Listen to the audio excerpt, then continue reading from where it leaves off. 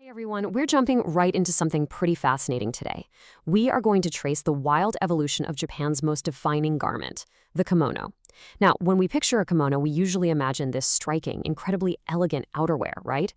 But what if I told you its origins were actually completely hidden away, as literal underwear? It's true. In this explainer, we're going on a historical journey based on a really fantastic academic thesis by Makoto Mori. We'll trace how this iconic piece of clothing evolved over the centuries.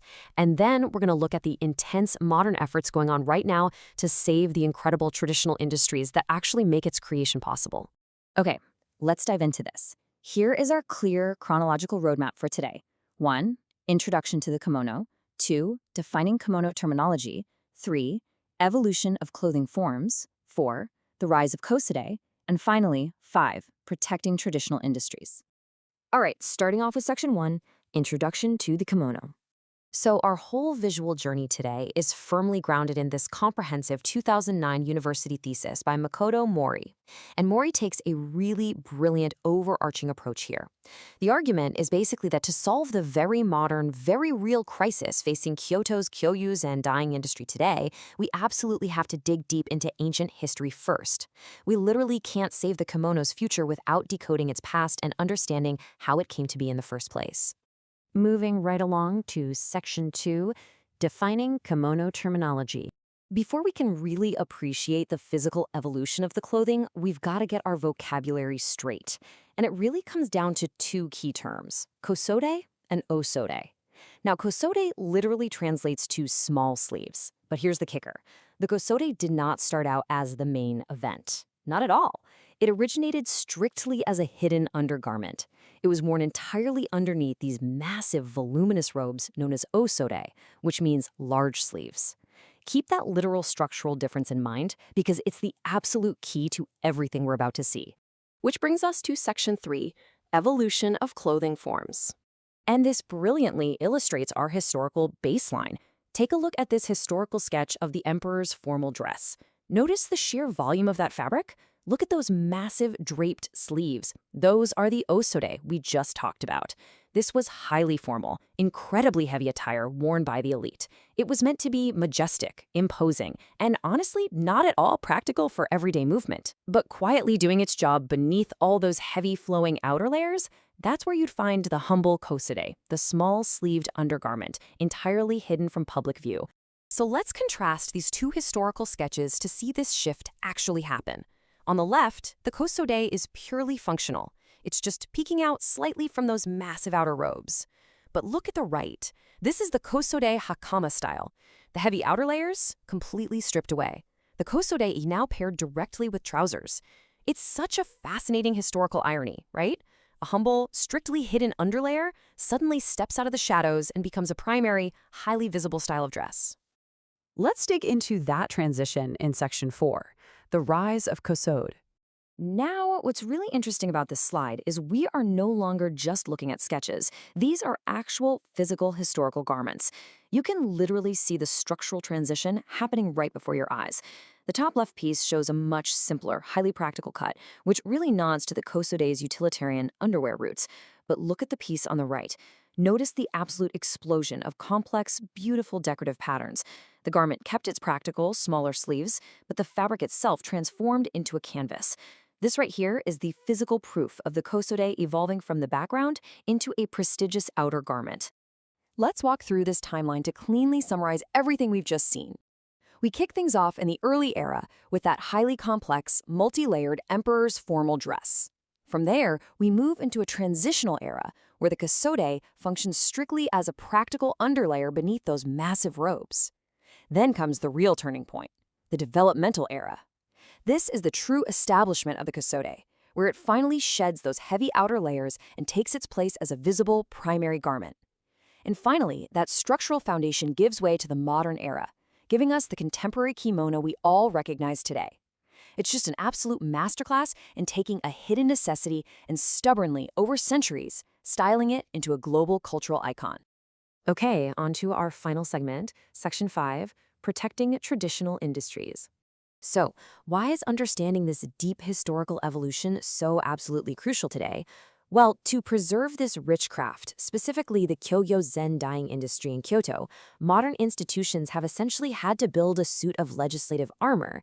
If you look at the dates here, between 2005 and 2008, Kyoto City and Kyoto Prefecture worked quickly to pass very specific concrete ordinances and institutional manuals. And they did this because without strict certification marks to guarantee authenticity, centuries of unique artisan techniques could just be completely wiped out by cheap, mass-produced imitations. So these aren't just dry bureaucratic documents, not at all. They are vital modern shields trying to protect an ancient legacy. Which really leaves us with a provocative thought to end on. We've just seen how the kimono evolved organically over hundreds of years, shifting naturally with human culture and practical needs. But today, its survival in the Kyo-Yuzen industry depends heavily on rigid, modern legislative protection. So, what do you think? As our fast-paced world continues to change, can static certification manuals and local ordinances truly preserve the living, breathing soul of a centuries-old craft? It's a fascinating tension for sure. Right now, like Thanks so much for joining me for this explainer. Right. Something Keep you consider questioning totally the history permanent. behind Yeah, everything everyday we wear. clothing. See you next time. Exactly. Imagine if that was suddenly legally classified as an endangered cultural artifact. Wow. Like just a few decades from now, the government literally steps in and says, we have to pass laws to protect the concept of the t-shirt, or it will vanish from the earth entirely. That's a pretty wild scenario to think about. Right, but that is the exact tightrope the Japanese kimono is walking today. Welcome to today's deep dive, where we are looking into a 2009 academic thesis from the Kyoto City University of Arts. It was written by Makoto Mori. Yeah, and it's titled A Study on the Kimono Industry Focusing on Kyo-Yuzen. And, well, okay, let's unpack this, because the central tension in Mori's research is just staggering. We are tracing how this specific garment evolved from ancient hidden underwear into, like, a highly revered masterpiece of dyeing technology, Right. only to face an absolute devastating economic collapse in our modern era. It really is a profound trajectory. We are looking at a garment universally recognized as the icon of an entire culture. Totally. Yet when you dig into the actual mechanics of its history, and especially the raw economic data of the late 20th century, you realize the industry behind it has faced this terrifying existential threat. Yeah. So to really grasp the magnitude of this collapse, we have to start with the physical evolution of the garment itself. Which is fascinating, because I always assumed the kimono was just always this grand, beautiful outer layer. You know? Right? That's the standard image. Yeah, you picture historical Japanese courts and you think of these sweeping painted silks. But the Mori thesis reveals that what we now call the kimono evolved from something called the kosode. Exactly. And the kosode, which literally translates to small sleeves, it was just a piece of underwear. It really was. If you look at historical depictions of, say, the emperor's ceremonial dress, you see these incredibly voluminous, heavy outer garments. Right, the really massive ones. Yeah, those are called osode, meaning large sleeves. The osode was all about status and display. Got it. The kosode, on the other hand, was just a simple, practical layer worn underneath those massive sleeves or tucked into hakama pants. So it was basically intimate apparel. Exactly. It sat closest to the skin. It wasn't meant for public display or artistic expression at all. Its entire design was dictated by just, mechanics and body movement. And the level of functional engineering on this early underwear is brilliant. The Mori thesis highlights this highly specific, really ingenious design detail called the miyatsukuchi. Yeah. The miyatsukuchi is a perfect example of design born out of strict physical necessity. Right. We have to remember the limitations of historical textiles here. Right, because imagine wearing a garment made of a woven fabric that has absolutely no stretch. None at all. Modern clothes spoil us. They really do. Your modern clothes have elastic and spandex woven right into the cotton, which gives you this massive range of motion. But historical fabrics did not forgive. No, they didn't. So the miyatsukuchi is this opening, essentially just a slit, about 13 to 15 centimeters long, located right under the sleeve attachment. Yes, and the text specifies this was integrated specifically into women's and children's kimonos. Exactly. And its purpose is purely mechanical. When you reach up to grab something or stretch your arms forward, that 13 to 15 centimeter gap gives the unyielding fabric room to shift. Without that slit, the tension would just instantly rip the seams of the armpit wide open. It's so clever. It relieves the kinetic stress on the garment entirely. The text even notes that over in the Kanto region, this functional opening was historically known by other regional names. Oh, really? Like what? They called it the minari, or sometimes the wakiaki. But regardless of the nomenclature, it was a structural imperative. You physically could not have a functioning garment without it. Which is so interesting because this trajectory perfectly mirrors something in our own modern closets. That's it. Think about the t-shirt. The t-shirt started as standard issue military underwear. You wore it under a heavy wool uniform to absorb sweat. Right. You weren't supposed to walk down the street in it. Exactly. It was hidden, purely mechanical. But then cultural shifts happen. Marlon Brando and James Dean wear them in movies, and suddenly, the hidden undergarment is the coolest piece of outerwear you can own. That's a great comparison. It becomes the canvas for band logos, art, political statements. The Kosode essentially pulled off the ultimate t-shirt maneuver centuries before the t-shirt even existed. That is the exact mechanical dynamic at play here.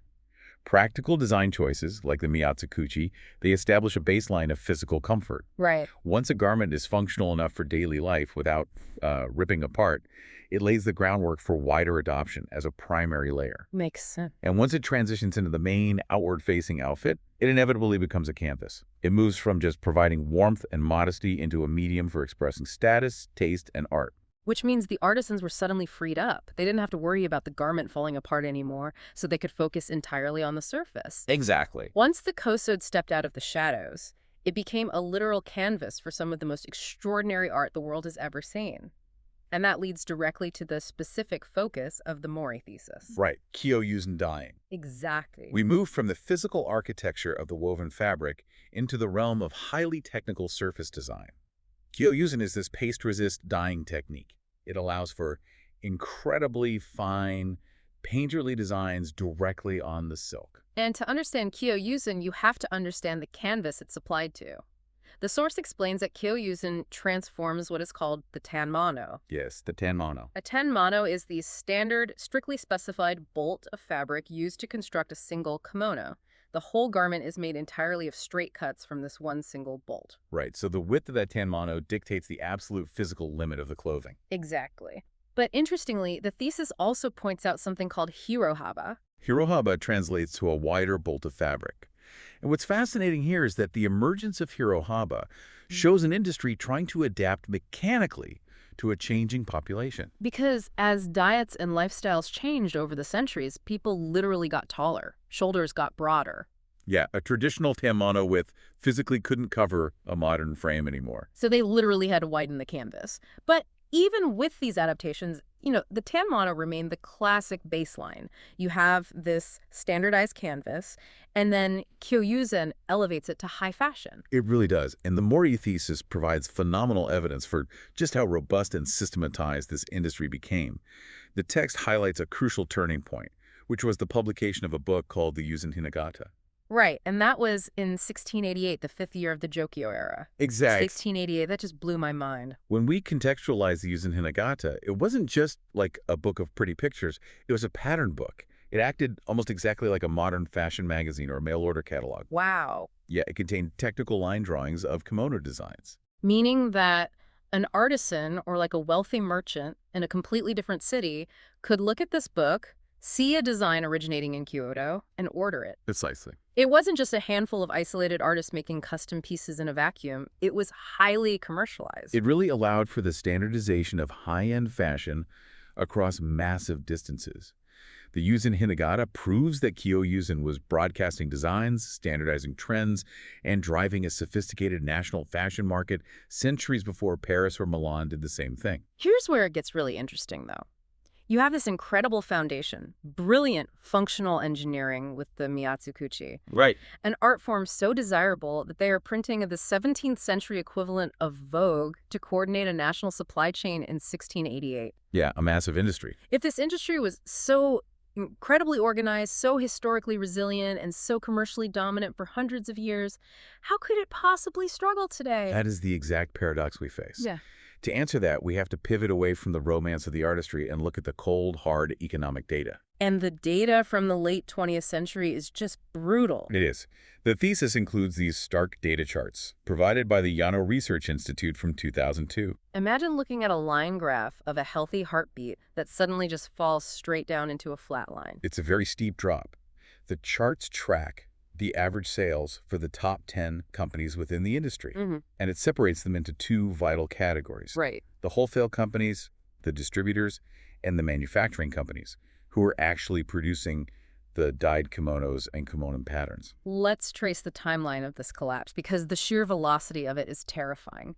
If you look at the chart for the top 10 wholesale companies, their average sales were at a historical high point around 1981. They are absolutely thriving at that point. Exactly. But fast forward just one decade to 1991, and the line plummets. Oh. And then track it another 10 years to 2001, and the line has hit absolute rock bottom. And you see an identical synchronized curve for the top 10 manufacturing companies over the exact same period. It's just crashing together. Yeah. High in 1981, crashing by 1991, and flatlining by 2001. I want to put this in perspective for you. Imagine if the entire global denim industry, like every company making jeans and every store selling them, peaked in the year 2000. Okay. And by 2020, jeans virtually ceased to exist as a profitable commercial product. That is the scale of erasure we were talking about here. It's hard to even conceptualize. But why did it happen? How does a 300-year-old fashion empire evaporate in just 20 years? If we connect this to the bigger picture, this data illustrates a complete structural collapse. It was driven by a perfect storm of macroeconomic shifts and fundamental lifestyle changes. Right. In 1981, Japan was in the midst of its massive economic bubble. Disposable income was at an all-time high. So buying a luxury Kyo-Yuzen kimono for a wedding or a coming-of-age ceremony or a formal New Year's event, that was just a standard expectation. Exactly. There was endless corporate and personal money flowing into luxury goods. But when that asset price bubble burst in the early 1990s, luxury budgets vanished overnight. Precisely. A Kyo-Yuzen kimono is an incredible investment piece. When families had to tighten their belts, they just stopped buying. Right. They started renting, or they simply shifted entirely to Western formal wear, which was cheaper and already dominating the business world anyway. And the data proves it wasn't just the high-end luxury market that died. You mentioned earlier the manufacturers making komon patterns were also collapsing. Yes. The thesis defines komon as a kimono with a small, repeating pattern dyed across the entire fabric. It's distinct from the grand, sweeping, singular pictures of Kyo-Yuzen. Right. Komon is essentially everyday wear, or at least much more casual wear. Might wear to a casual tea ceremony, a minor celebration, or just going out. So the fact that common manufacturing crashed identically to the high-end wholesale market tells us everything. It does. It means the everyday habit of wearing kimonos died right alongside the luxury market. It wasn't just that people couldn't afford the masterpieces anymore. No, it was that the entire physical lifestyle shifted. Yeah. People were wearing suits and jeans for everything. The economic floor completely vanished beneath both the creators and the distributors. The free market was just no longer supporting the industry at a sustainable level. So you have this industry facing a very real, very quantifiable existential threat. And this isn't a factory making outdated electronics. This is Kyo-Yuzen. It's art. This industry is the cultural identity of Kyoto. When a cultural pillar starts to collapse, the free market doesn't care. The market says, let it die, which forces people to step in. It forces institutional life support. That's a good way to put it. The Mori thesis details the local government's desperate scramble to save the industry in the mid-2000s, right after that Yano research data hit rock bottom in 2001. They had to step in. Yeah, they had to create a legal framework to artificially anchor what the economy was essentially letting wash away. And the legislation they passed is intense. The text cites two major pieces of local law from 2005. Yeah. First, you have the Kyoto City Ordinance for the promotion of traditional industries. And simultaneously, at a higher administrative level, you have the Kyoto Prefecture Ordinance for the promotion of traditional and cultural manufacturing industries. They attacked the problem at both the municipal and prefectural levels because the threat was total. And it wasn't just broad, feel-good declarations either. They got highly specific about brand protection. The thesis highlights the establishment of the Kyo-Yuzen Certification Mark Manual. Yes. And that was put together by the Kyo-Yuzen Promotion Council. Right. To understand the mechanics of this certification mark, you have to look at what happens to a dying luxury market. As the authentic artisan market shrinks, it becomes highly vulnerable to cheap, mass-produced imitations. Oh, of course. With the rise of digital inkjet printing on fabrics, you could suddenly churn out a kimono that looks somewhat like Kyo-Yuzen from a distance. But for a fraction of the cost. Exactly. And using zero traditional skills. So the certification mark is basically a legal moat. To get that official authenticity stamp on your bolt of Tamino, you have to prove lineage. You have to prove you are using the traditional paste-resist methods, the hand-dyeing, all the historic techniques. Precisely. They essentially created a legally protected definition of what constitutes real Kyo-Yuzen to safeguard the value of the authentic work against the inkjet printers. They recognized that in a shrinking market, protecting the premium status and the absolute authenticity of Kyo-Yuzen was the only way to ensure the financial survival of the few remaining master artisans. So what does this all mean? I have to push back here for a second. Yeah. Look at those Yano Research Institute charts. Yeah. You see average sales flatlining at the bottom of the graph by 2001. Can passing a city ordinance in 2005 or putting a rigorous legal certification mark on a piece of silk actually reverse a 20-year economic freefall? It's a fair question. Or is this government intervention the equivalent of putting a museum glass case over a corpse? Are they saving a living industry or just formally arranging the artifacts for display? This raises an important question, and it is the exact crux of the modern dilemma for all traditional crafts globally. Yeah. But to address your pushback, we have to look at the mechanical function of these ordinances. These laws, like the 2005 Kyoto City Ordinance, are not strictly economic bailouts. No. If the goal was merely to inflate profit margins back to 1981 levels, it would be a complete failure. The market has moved on. These are vital acts of cultural preservation. Got it. It's about securing an identity, not a profit. Exactly. The local government is legally acknowledging that Kyo-Yuzen and the kimono industry are the soul of Kyoto's manufacturing history. Right. They are declaring that even if the free market no longer demands kimonos for daily wear or casual common use, the state has an overriding obligation to anchor this knowledge. That makes sense. The certification marks ensure that the technical definition of true Kyo-Yuzen survives in practice, even if the annual production volume is a microscopic fraction of what it once was.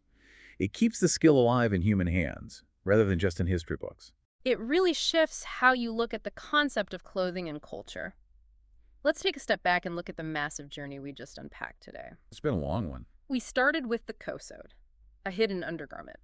We looked at the brilliant functional engineering of the Miyatsukuchi, that clever 13-centimeter slit that mechanically stopped the unyielding woven fabric from ripping when someone reached their arm up. Right. And we saw how that practical foundation allowed the garment to evolve into an outer canvas. Yeah.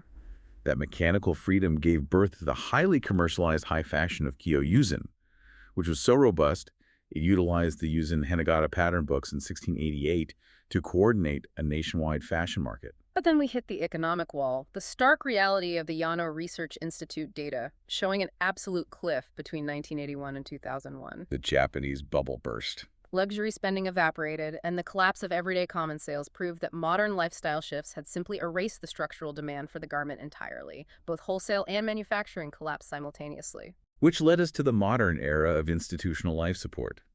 We examined how the 2005 government ordinances and strict certification mark manuals are being used as a legal moat. Right, they aren't trying to magically resurrect a dead economic boom. No, they are trying to legally anchor a city's cultural heritage and protect the remaining artisans from mass-produced imitations. It really makes you wonder. I want you to look at the clothes hanging in your own closet right now. Look at your favorite jacket or your most reliable jeans. Yeah, the things you wear every day. Every piece of clothing we consider an absolute cultural staple feels invincible today. It feels just as permanent as the kimono industry must have felt in 1688 or even in 1981 during the economic bubble. Where history shows us exactly how fast the floor can drop out. It is a stark reminder that culture is fragile. The everyday items we take for granted today might require our active legal protection tomorrow just to exist. It really is. Which leaves us with one final, deeply complicated thought to mull over.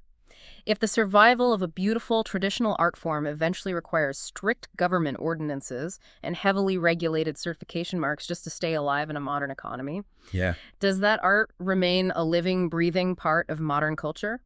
Or does the moment it needs a law to survive mark its official transition into being a strictly regulated historical artifact? That is the big question. It's a blurry line, and it's one we are going to see more and more traditional industries trying to walk. Thanks for joining us on this deep dive.